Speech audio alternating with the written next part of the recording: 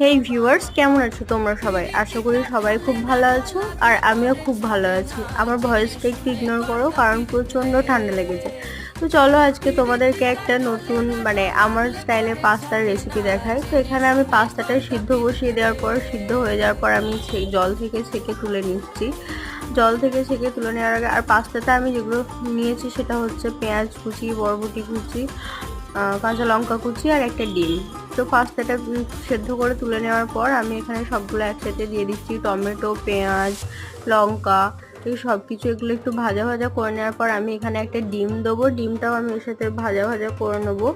ভাজা ভাজা করার পর হচ্ছে যে আমি এটার সাথে একসাথে মিক্স করব, কারণ আমি ডিমটা আলাদা ভাজিনি। পরে ভাজার পর পাস্তাগুলো দিয়ে দিলাম। পাস্তাগুলো দেওয়ার পর একটু সুন্দর করে আমি ভেজে নিচ্ছি।